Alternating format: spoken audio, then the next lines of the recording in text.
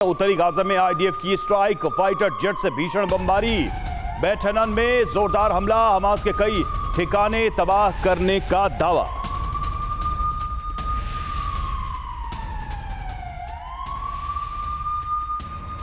तो fighter jet से भीषण बमबारी की गई है। बैत हनन में ये हमले किए गए हैं और यह भी दावा किया गया कि इस हमले में हमास के कई ठिकानों को तबाह कर दिया गया। देखिए तस्वीरें हमले की, हमास के कई सेंटर्स को टारगेट किया गया इस स्ट्राइक में।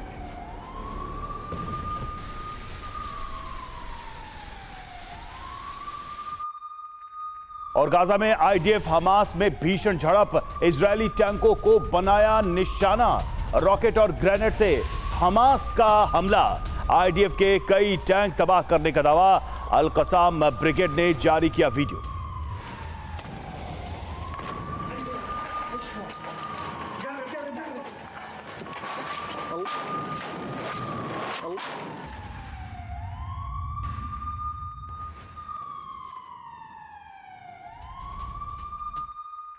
वही रिमल में इजरायल का ग्राउंड ऑपरेशन, हमास के लड़ाकों पर आईडीएफ का बड़ा हमला।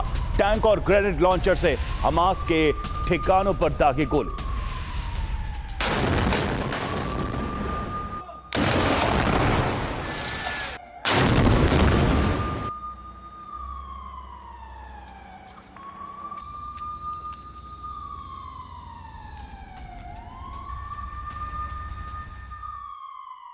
वही हमास की इजरायल को खुली धमकी।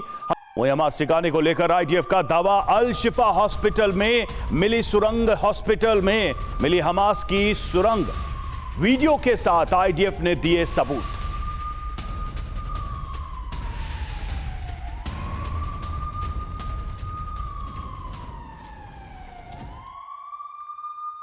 वही हॉस्पिटल में हमास सेंटर के सबूत मिले हैं। रांतीसी अस्पताल में दिखे हमास लड़ाके, सीसीटीवी फुटेज से आईडीएफ का बड़ा दावा सामने आया। ग्राउंड ऑपरेशन के दौरान दिखे हमास के लड़ाके।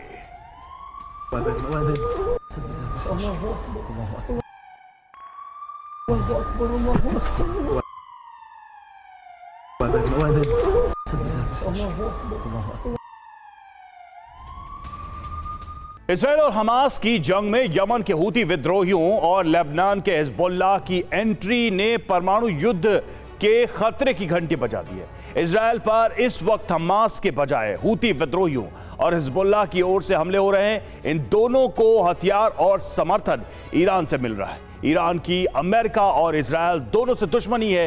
यह तय माना जा रहा है कि अगर हमास और इजरायल की लड़ाई से ईरान पूरी तरह से दूर नहीं हुआ तो यह जंग अमेरिका और ईरान के बीच परमाणु युद्ध में तब्दील हो जाएगी। इसके लिए अमेरिका को तैयारी करने की भी जरूरत नहीं है, क्योंकि उसकी 400 परमाणु मिसाइलें अंडरग्राउंड लॉन्च पैड और साइलोस पर पहुंच गई।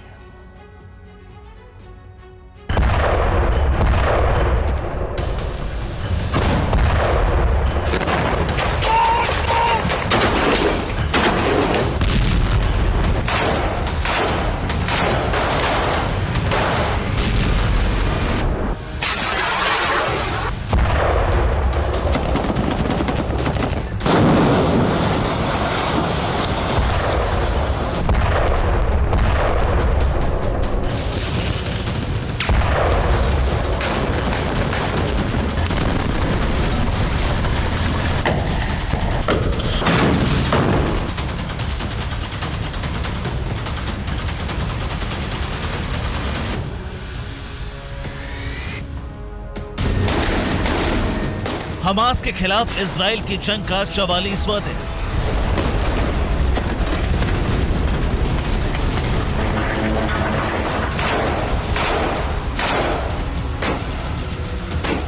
इजरायली सेना गाजा पट्टी को तहस नहस कर चुकी है।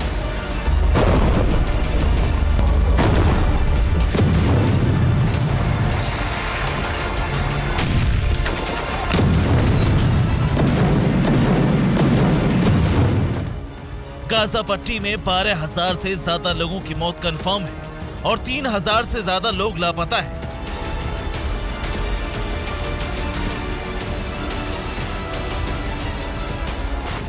लेकिन अभी इस जंग का अंत दूर दूर तक नजर नहीं आ रहा।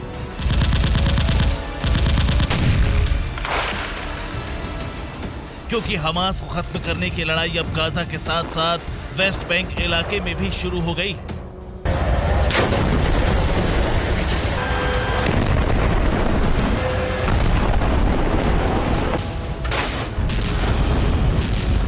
मिडल ईस्ट में ये जंग सिर्फ झांकी है।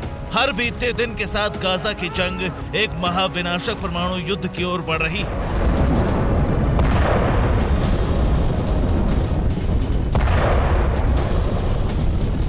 जो इजराइल और हमास या हिजबुल्लाह के बीच नहीं, बल्कि अमेरिका और ईरान के बीच हो सकता है। इसके लिए अमेरिका ने परमाणु हथियारों के जखीरे को अपने लड़ाकू विमानों, युद्धपोतों, परमाणु पनडुब्बियों और जमीन में बनाए गए साइलोज में तैनात करना शुरू कर दिया है।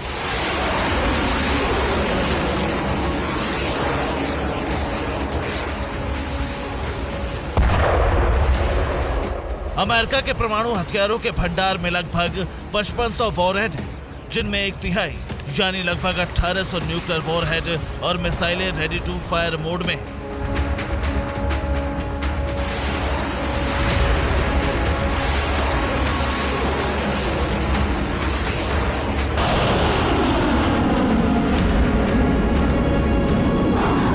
अमेरिका के इन परमाणु हथियारों का एक बड़ा हिस्सा पनडुब्बियों पर तैनात है और अमेरिका की परमाणु पनडुब्बियां इस वक्त दुनिया में कहां-कहां घूम रही हैं, ये अमेरिका के अलावा कोई नहीं जानता।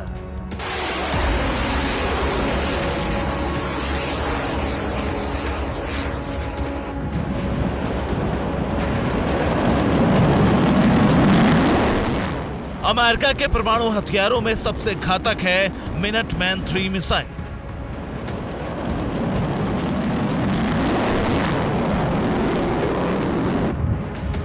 55 से 50 फीट लंबी मिनटमैन 3 मिसाइलों की रेंज 15,000 किलोमीटर तक है और अपने टारगेट पर 28,000 किलोमीटर प्रति घंटे की रफ्तार से प्रहार करती है।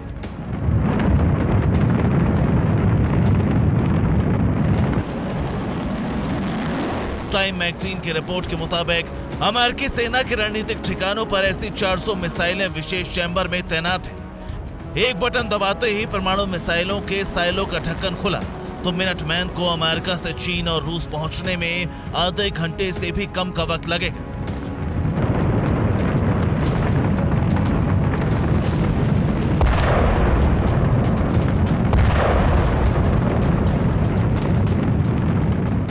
इस परमाणु मिसाइल को अगर ईरान के खिलाफ इस्तेमाल करना हो तो 20 मिनट का वक्त काफी है।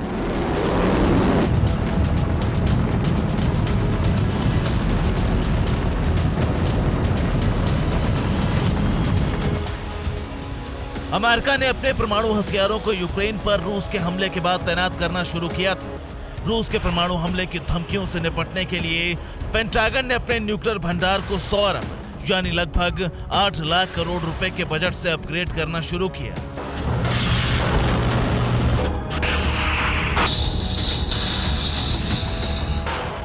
इसमें बड़ी रकम न्यूक्लियर साइलोज की देखरेख में खर्च होती है। टाइम मैगजीन की रिपोर्ट के मुताबिक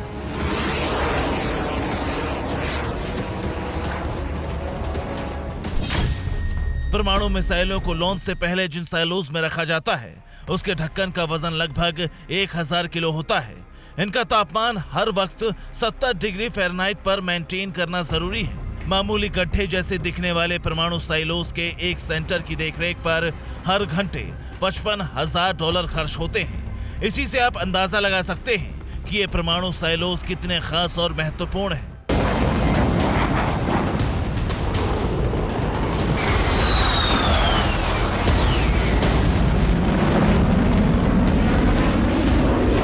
अभी तक यही माना जा रहा था कि अमेरिका के परमाणु हथियारों का इस्तेमाल रूस या चीन के खिलाफ ही होगा, लेकिन गाजा पट्टी और वेस्ट बैंक में हमास और इजराइल की जंग ने भी अब परमाणु हमले की आशंका बढ़ा दी है।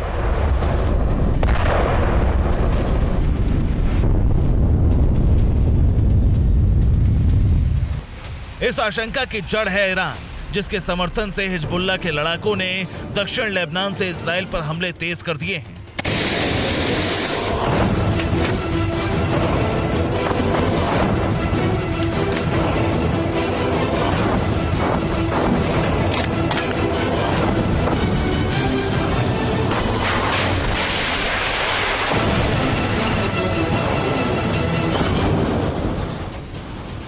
हिजबुल्लाह से निपटने के लिए इजरायली सेना ही काफी है और उसके लिए परमाणु बम की जरूरत नहीं।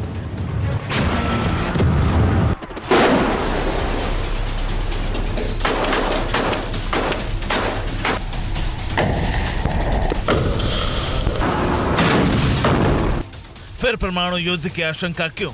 इसकी वजह है ईरान, जो परमाणु बम बनाने के बेहद करीब है। ईरान के परमाणु हथियारों का खतरा इजराइल के साथ साथ अमेरिका को भी है।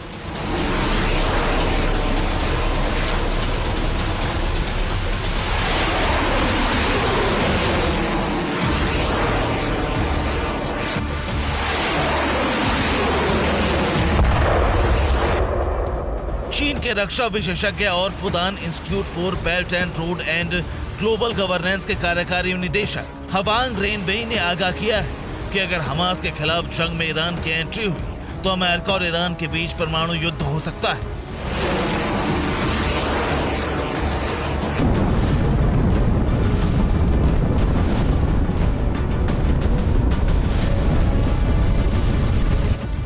ये चेतावनी हवाई नहीं है, क्योंकि ईरान की सरकार गाजा पट्टी की लड़ाई के लिए इजराइल और अमेरिका दोनों के खिलाफ आग उगल रही है।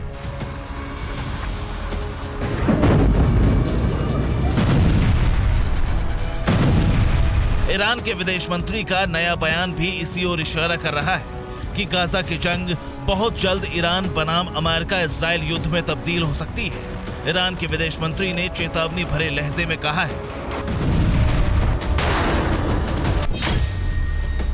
पिछले 40 दिनों से अमेरिका ने तेहरान में स्विट्जरलैंड के दूतावास के जरिए पैगाम भेजे हैं। उनके जवाब में मैं यही कहना चाहता हूं कि ईरान इस जंग का विस्तार नहीं चाहता, लेकिन मिडल ईस्ट क्षेत्र में अमेरिका और इजराइल का जो रवैया है वो खतरनाक है। अगर गाजा पट्टी और वेस्ट बैंक में इजराइल का युद्ध अपराध नहीं रुका तो उसका अंजाम कुछ भी हो सकता है। ऐसी सूरत में इस जंग का दायरा पड़ना निश्चित है।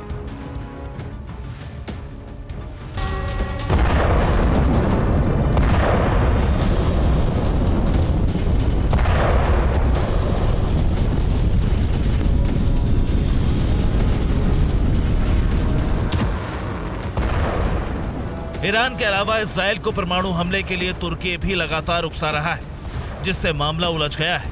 इजराइल को मान्यता देने वाला पहला इस्लामिक देश तुर्की ही था। तुर्की नाटो का भी सदस्य है और तुर्की के राष्ट्रपति एर्दोआन ने 3 दिन पहले ही इजराइल के प्रधानमंत्री बेंजामिन नेतन्याहू को धमकी दी कि अगर दम है तो इजराइल अपने परमाणु हथियार निकाल कर दिखाए।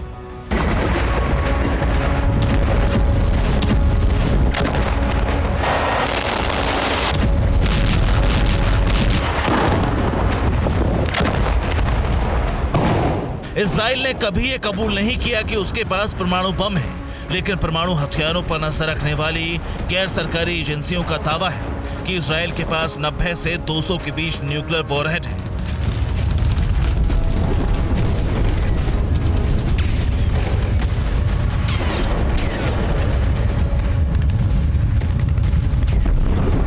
माना जाता है कि इजराइल ने फ्रांस की मदद से परमाणु हथियार बनाए हैं, जिसका खुलासा पहली बार 1986 में इजराइल के एक न्यूक्लियर टेक्नीशियन ने किया था। उस टेक्नीशियन को मोसाद ने इटली से पकड़ा, उसे गद्दार घोषित करके 18 साल कैद की सजा सुनाई गई और रिहाई के बाद भी उस टेक्नीशियन के कहीं आने जाने पर रोक लगा दी गई।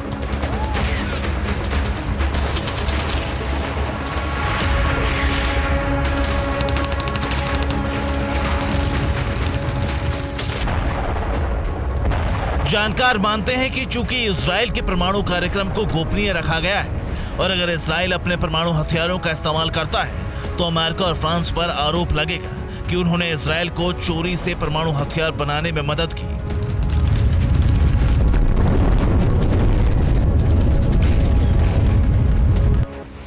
लिहाजा ईरान के इस जंग में कूदने के बाद मोर्चा अमेरिका ही संभालेगा, जो कई साल से ईरान को सबक सिखाने के लिए मौके के इंतजार में है।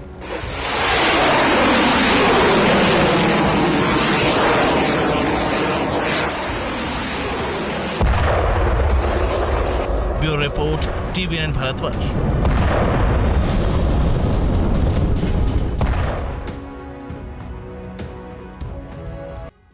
और गाजा पट्टी के साथ ही यूक्रेन के वॉर फ्रंट पर भी एक बार परमाणु विनाश का खतरा मंडराने लगा है।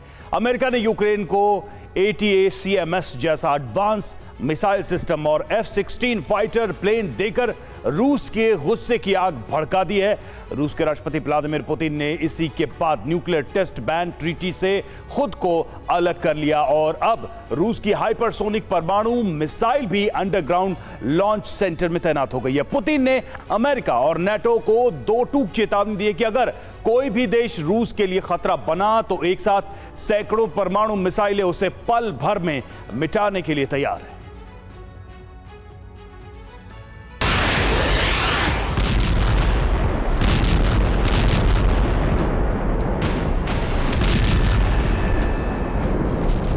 अमेरिका समेत पूरी दुनिया जब गाजा पट्टी में हमास और इजरायल की जंग में उलझी है, ठीक उसी दौरान जंग के पुराने मोर्चे पर परमाणु हमले का खतरा एक बार फिर लौट आया। जंग का पुराना मोर्चा यानी यूक्रेन, जो अमेरिका और यूरोप से मिले हथियारों के दम पर बीते 634 दिनों से रूस का कहर झेल रहा है।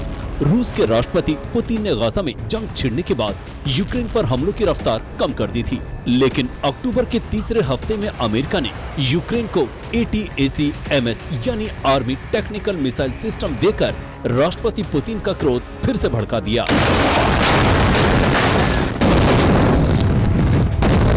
यूक्रेन को अमेरिका से मिली मिसाइलों की रेंज 300 किलोमीटर ही है, लेकिन अमेरिका को इसका जवाब देने के लिए रूस की संसद ड्यूमा ने परमाणु हमले का दरवाजा खोल दिया। रूस ने खुद को न्यूक्लियर टेस्ट बैन ट्रीटी से अलग करने का ऐलान कर दिया।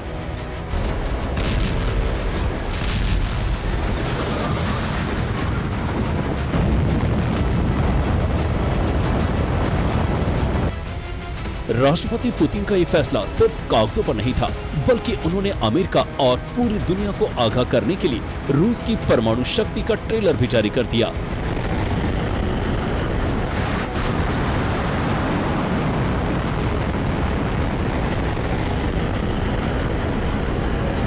छब्बीस अक्टूबर को रूसी सेना की स्ट्रेटेजिक फोर्स ने परमाणु हमले का युद्धाभ्यास किया और अब खबर है कि रूस ने क्रीमिया के नजदीक अपनी दक्षिणी सीमा के पास सबसे घातक परमाणु मिसाइल एवनगार्ड को न्यूक्लियर साइलोज में पहुंचा दिया है।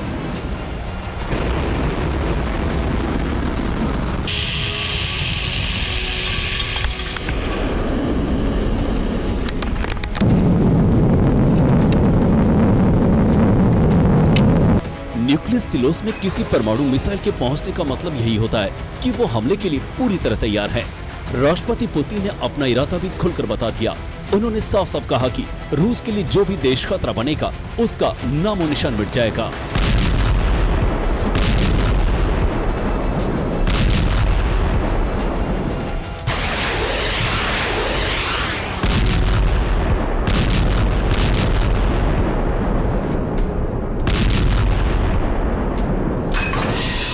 रूस ने जिस एवनगार्ड मिसाइल लॉन्च व्हीकल को परमाणु हमले के लिए मोर्चे पर तैनात किया है, उसका इस्तेमाल रूस की सबसे एडवांस परमाणु मिसाइल RS-28 सरमत को लॉन्च करने के लिए किया जाता है।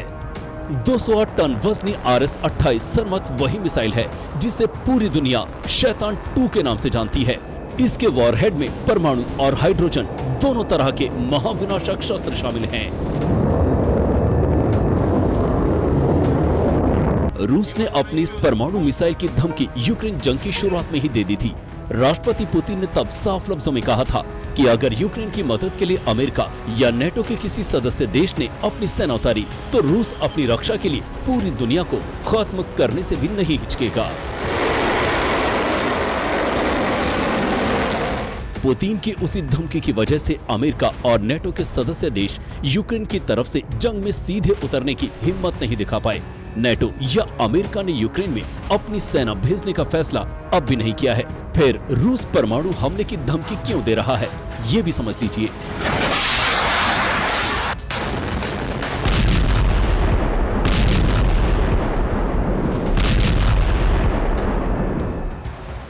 दरअसल अमेरिका ने काफी आनाकानी करने के बाद यूक्रेन को F-16 लड़ाकू विमान देने की हामी भरी थी। अब खबर है कि यूक्रेन के पायलटों की F-16 विमान उड़ाने की ट्रेनिंग पूरी हो चुकी है। अगले कुछ दिनों में यूक्रेन की वायुसेना F-16 विमानों से रूस पर हमले के लिए तैयार होगी। रूस में सीधा हमला अगर नहीं भी हुआ तो क्रीमिया पर यूक्रेन का हमला तय माना जा रहा है।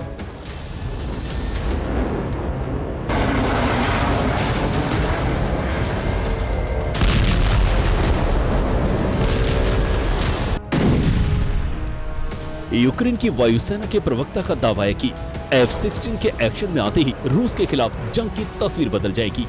F-16 से खतरे की बात रूस भी मान चुका है, इसीलिए रूस ने यूक्रेन सीमा पर अर्ली वार्निंग एडवांस सिस्टम और S-400 एयर डिफेंस सिस्टम की तैनाती बढ़ा दी है। जानकार मानते हैं कि अगर F-16 के दम पर यूक्रेन ने रूस के डिफेंस सिस्टम को नाकाम किया तो राष्ट्रपति पुतिन परमाणु हमले का आदेश भी दे सकते हैं।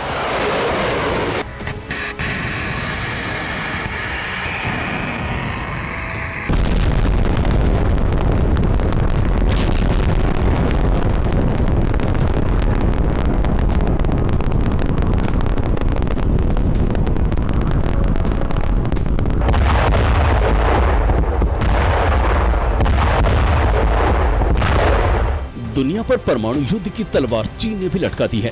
बीते 2 साल से चीन सैलोस यानी परमाणु मिसाइलों के अंडरग्राउंड लॉन्च सेंटर बनाने में जुटा है। सैटेलाइट से मिली तस्वीरों और वीडियो से पता चला कि ये परमाणु साइलोस पश्चिमी चीन के रेगिस्तानी इलाकों में बनाए जा रहे हैं।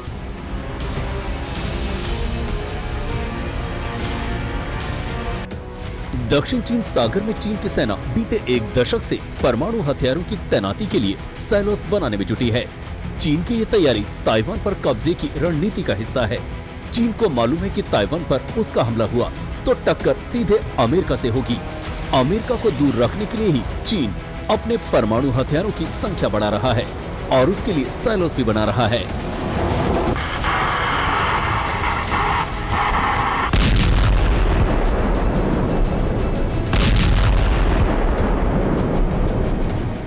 Bureau report, TV9 Bharatvarsh.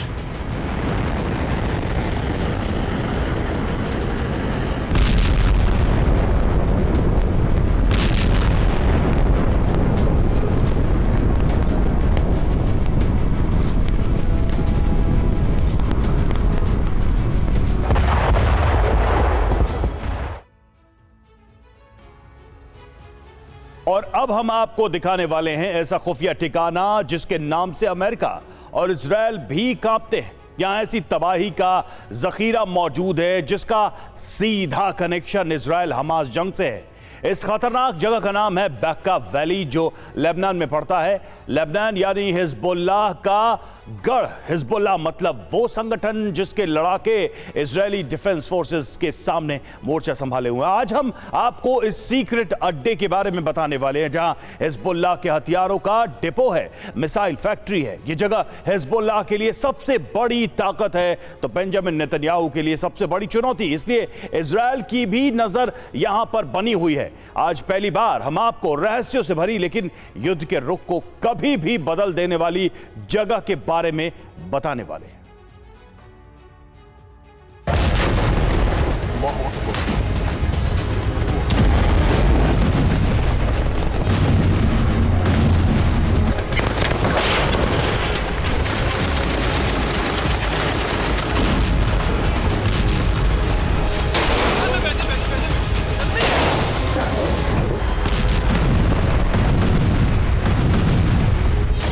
Israel Hamas जंग के 44 दिन बीत चुके हैं और इन 1.5 महीनों में इजराइल ने गाजा में बड़ी बढ़त बनाने का दावा किया है। लेकिन 7 अक्टूबर से जारी युद्ध में शुरुआत से हिजबुल्लाह इजराइल के खिलाफ सुपर एक्टिव है।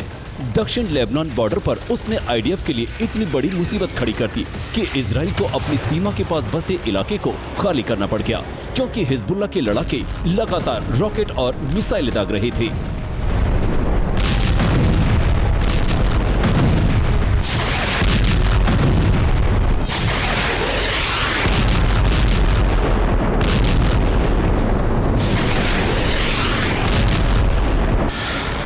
लड़ाई के दौरान ऐसे कई वीडियो आए जिसमें लेबनान बॉर्डर पर हिजबुल्लाह के लड़ाके इजराइल के कम्युनिकेशन टावर को टारगेट करते दिखे ताकि IDF के 4 सिस्टम को ध्वस्त किया जा सके। मकसद ये था इजराइल को उनकी हरकतों का पता न चल पाए।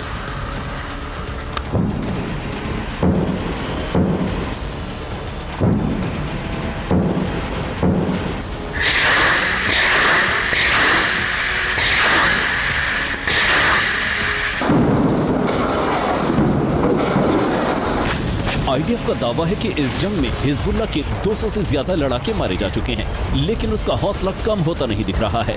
लेबनान बॉर्डर से हिजबुल्लाह और आईडीएफ के बीच हो रहे हमलों की जो तस्वीरें और वीडियो आ रही हैं, वो नए युद्ध के खतरे को बढ़ा रही हैं।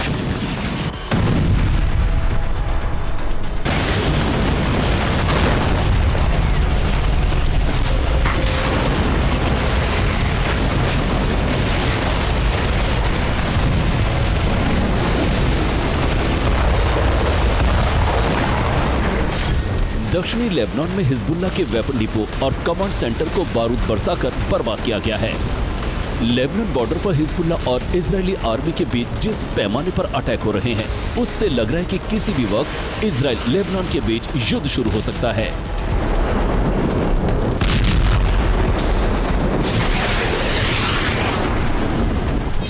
इस बीच इजरायली पीएम बेंजामिन नेतन्याहू ने हिजबुल्लाह को सबसे बड़ी चेतावनी दी है। नेतन्याहू एक तरफ अपने सैनिकों के बीच जाकर उनका हौसला बढ़ा रहे हैं, दूसरी तरफ अपने दुश्मनों को भी संदेश दे रहे हैं। नेतन्याहू ने हिजबुल्लाह को धमकी देते हुए जो कहा है कि वो युद्ध को आशंका बढ़ाने वाला है।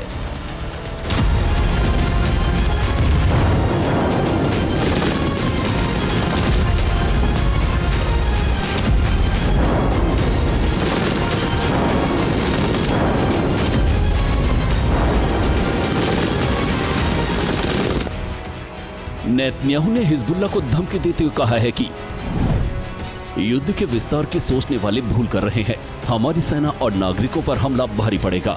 हमले कर हिजबुल्लाह आग से खेल रहा है। जवाब में हिजबुल्लाह को बड़ी आग झेलनी पड़ेगी। हमें आजमाने की कोशिश न करें। इजराइल का नुकसान करने वालों का नाश कर देंगे।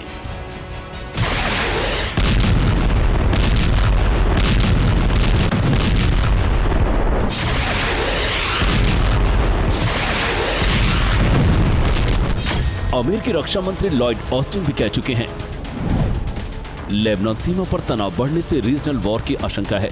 तनाव बढ़ा तो अमेरिका को भी युद्ध में घसीटेगा।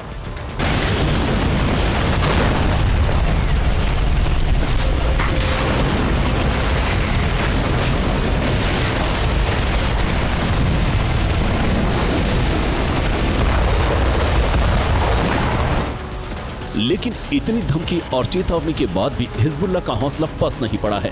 उसके नेता हसन नसरुल्लाह न केवल इजराइल को बल्कि उसके साथ खड़े सभी देशों को अंजाम भुगतने की धमकी दे रहा है।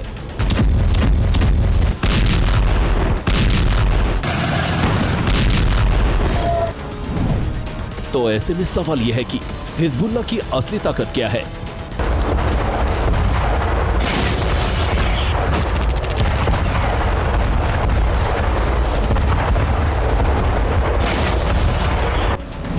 वो किस दम पर इजराइल और अमेरिका को ललकार रहा है?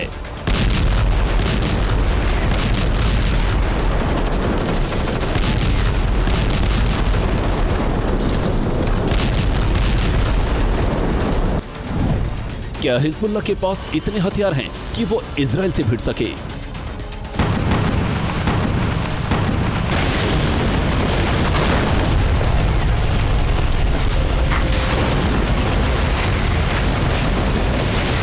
आज वैसे हर सवाल का जवाब हम आपको देने वाले हैं, जिसने हिजबुल्लाह को इस युद्ध का बड़ा खिलाड़ी बनाया हुआ है।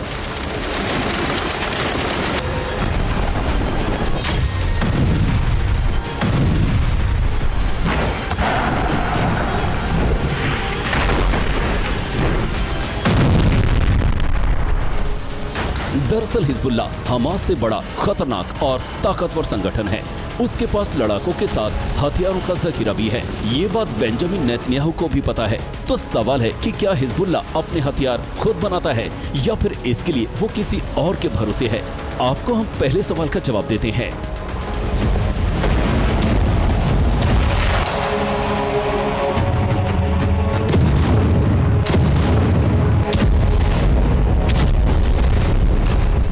लेबनान के संगठन हिजबुल्लाह की ताकत क्या है, यही एक नाम आता है बेक्का वैली। इस जगह के बारे में हम आपको आगे बताएंगे। पहले ये समझ लीजिए कि इस घाटी में कैसे हिजबुल्लाह की जान बसती है। अगर यहाँ इजराइल ने हमला बोला तो हिजबुल्लाह की जान निकल जाएगी। लेबनान की बेक्का वैली ही वो सीक्रेट ठिकाना है जहाँ हिजबुल्लाह तबाही के हथियारों को तैयार करता है। इसी बेक्का वैली में उसकी बड़ी हथियार फैक्ट्री है, जिसकी तस्वीर इस वक्त हम आपको दिखा रहे हैं। ये सैटेलाइट इमेज है जिन्हें 2019 में इजराइल ने जारी किया था। इसमें जगह जगह कई स्ट्रक्चर दिखाई दे रहे हैं। इजराइल ने दावा किया कि यही हथियारों के इंजन बनाए जाते हैं, विस्फोटक तैयार किए जाते हैं, लॉजिस्टिक एरिया है।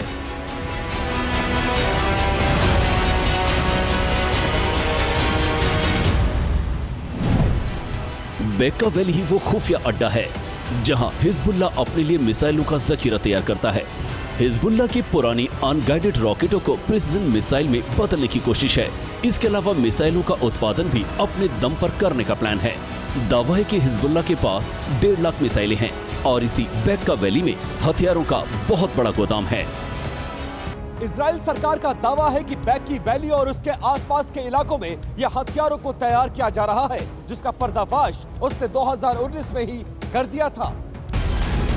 इजराइल ने बेक्का वैली में इससे जुड़ी सैटेलाइट तस्वीरें भी उस वक्त जारी की थी, जिसमें इस साइट पर हलचल देखी गई थी और हथियारों के उत्पादन का दावा किया गया था। हालांकि 2019 में ये पता नहीं चल पाया था कि यहाँ 100% कैपेसिटी से काम हो रहा है या नहीं, लेकिन इजराइल ने हिजबुल्ला की इस ताकत को ध्वस्त करने के लिए तब प्लान बनाया था। उसी साल आईडीएफ ने दक्षिण बैरूत में ड्रोन से हमला किया था।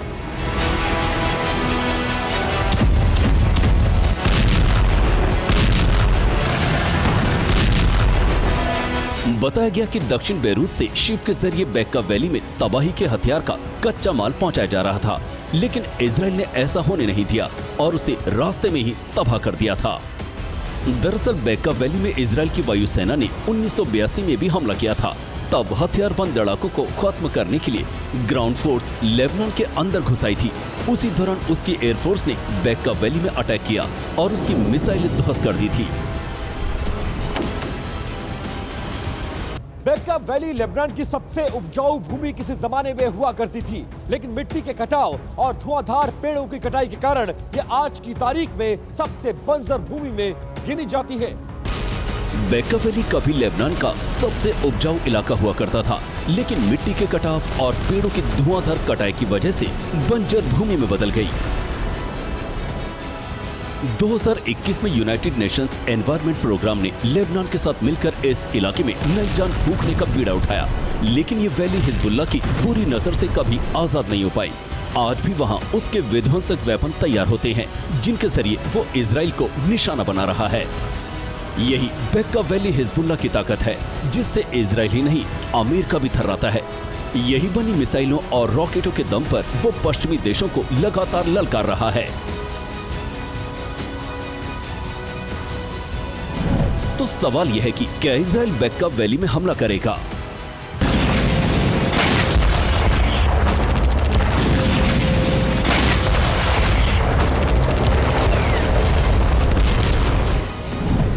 क्या हिजबुल्ला के हथियार डिपो को आईडीएफ टारगेट करेगी?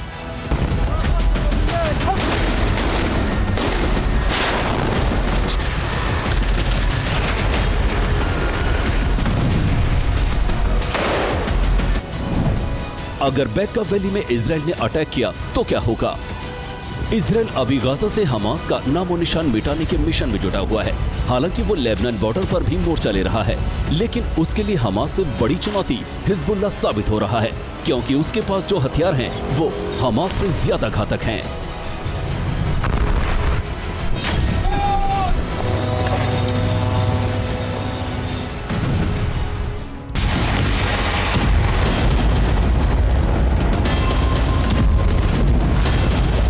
यही इजराइल के लिए सबसे बड़ी मुसीबत का कारण है। ऐसे में अगर इजराइल को हिजबुल्ला को धूल चटाना है तो उसे उसकी ताकत यानी बेक्का वैली को निशाने पर लेना होगा, लेकिन आईडीएफ के लिए यह इतना आसान नहीं होने वाला।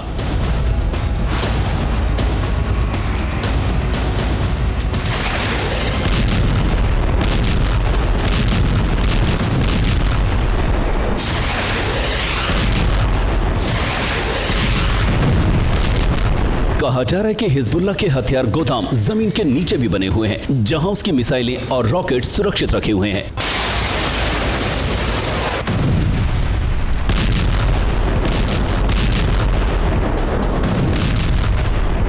इन ठिकानों को ध्वस्त करने के लिए इजराइल ने 4,500 से 5,000 पाउंड के बम रखे हैं ताकि जमीन के नीचे तक विस्फोट का असर हो और हिजबुल्लाह के वेपन को तबाह किया जा सके। नेतन्याहू जानते हैं कि अगर वो हिजबुल्लाह से सीधे भिड़ा तो इसका मतलब लेबनान से युद्ध होगा। अभी तक दोनों तरफ से वार पलटवार हो रहे हैं, लेकिन सीधी जंग का ऐलान किसी ने नहीं किया है।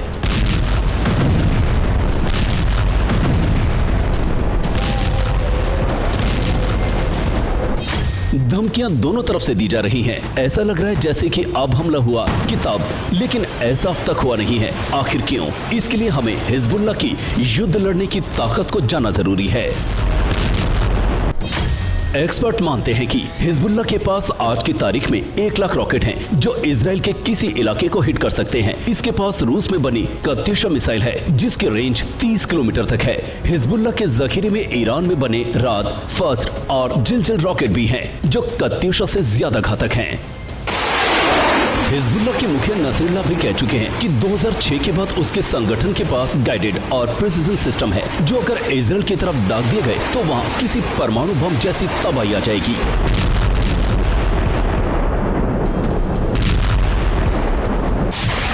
आज की तारीख में उसके पास लाखों की तादाद में सिर्फ रॉकेट ही नहीं बल्कि एंटी टैंक मिसाइलें 80, 380, 480, 580, 13 और RPG 29 हैं। एंटी एयरक्राफ्ट मिसाइलें SA 7SA 14 SA 16 और SA 22 हैं। याकॉन जैसी एंटी शिप मिसाइलें हैं।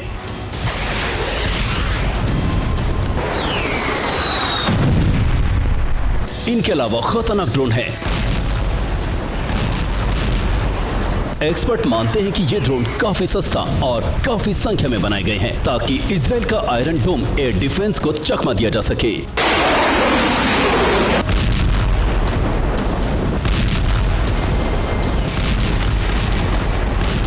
7 अक्टूबर के बाद सब जान चुके हैं कि आयरन डोम की क्षमता सीमित है क्योंकि उस दिन हमास ने 5,000 रॉकेट दागे जिन्हें रोकने में यह सिस्टम पूरी तरह फेल रहा था। इजराइल का यह आरोप है कि सितंबर में ईरान ने दक्षिणी लेबनान में हवाई पट्टी तैयार की जहां से इजराइल पर अटैक को अंजाम दिया जा सके। यहां ड्रोन को रखने के लिए भी पर्याप्त जगह बनाई गई है ताकि जरूरत पड़ने पर इजराइल के खिलाफ ड्रोन हमलों की बौछार की जा सके। तो मतलब साफ है कि इस बार हिजबुल्लाह की तैयारी का इजराइल को पता है, इसलिए अब तक लड़ाई ये चल रही है ये, लेकिन इस लड़ाई ने जिस तरह का रूप लिया है वो भी एक खतरनाक मोड़ पे है। बैका वैली में चल रही प्लानिंग की भी उसे जानकारी है, लेकिन सवाल ये है कि आखिर हिजबुल्लाह इतना ताकतवर कैसे हो गया? बैका वैली में इतना सब कुछ हो गया कि उसने अपने बूते कर लिया, या इसके लिए पीछे से कोई मास्टरमाइंड है, कोई एक देश है या फिर कई मुल्क हैं जो उसे चोरी छिपे यूं ही खुले मदद कर रहे हैं, उसे घातक बना रहे ताकि पश्चिमी देशों खासकर अमेरिका को मिडिल ईस्ट में चुनौती दी जा सके, इजराइल को सबक सिखाया जा सके। आखिर सब कौन कर रहा है ये, या फिर कोई करवा रहा है? इस रिपोर्ट में देखिए।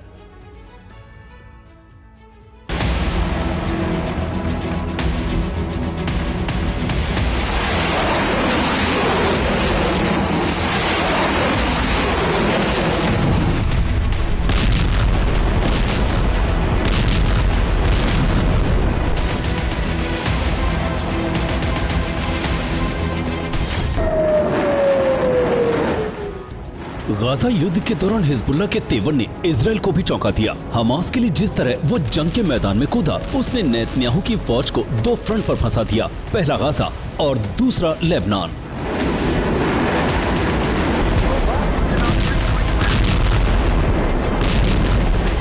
लेबनान के मोर्चे पर हिजबुल्लाह हथियार लेकर डटा हुआ है।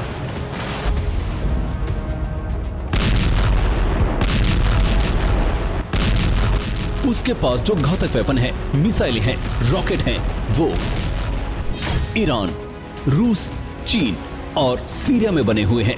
आरोप है कि इन्हीं देशों ने हिजबुल्लाह तक इनकी सप्लाई की है। मिडिल ईस्ट के तमाम देशों के अपने अपने हित हैं। इसमें से ईरान, चीन और रशिया का अमेरिका से 36 का आंकड़ा है जो किसी से छिपा नहीं है।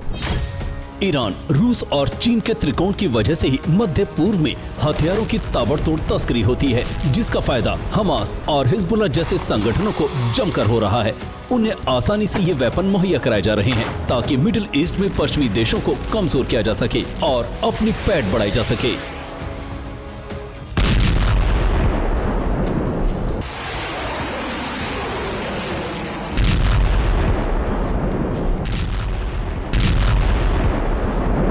जिस बेका वैली में हिजबुल्लाह की मिसाइल फैक्ट्री है, गोदाम है, वो इसी मदद की वजह से तैयार हो पाया है, जो आज अमेरिका और इजराइल के लिए चिंता का सबब बने हुए हैं।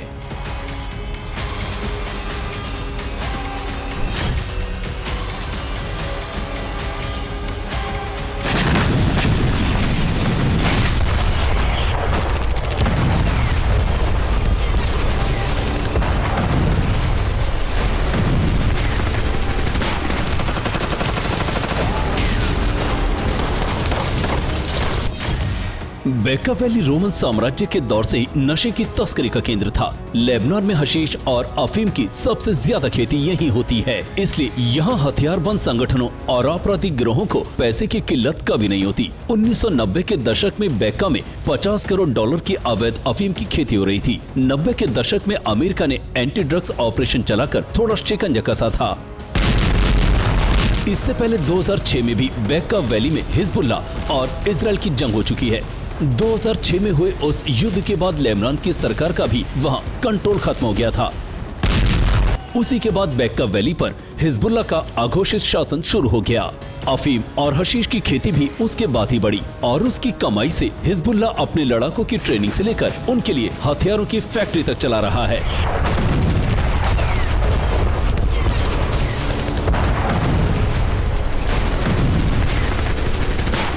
इसी बेका वैली के दम पर आज उसकी तैयारी इतनी हो चुकी है कि बड़ी ताकतों को आंख दिखा रहा है।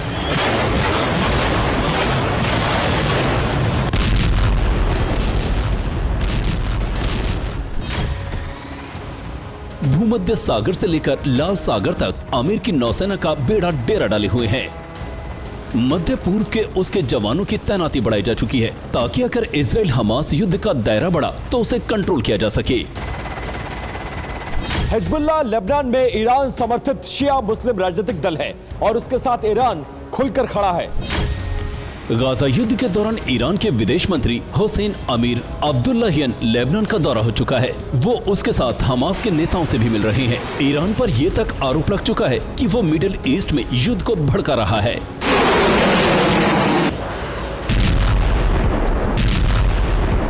ईरान को पता है कि हिजबुल्लाह का दुश्मन इजराइल जैसा ताकतवर देश है, जिसके पीछे सुपर पावर अमेरिका खड़ा है, तो फिर वो कैसे उसका साथ दे रहा है। अब यहाँ से सीन में रूस और चीन की एंट्री होती है।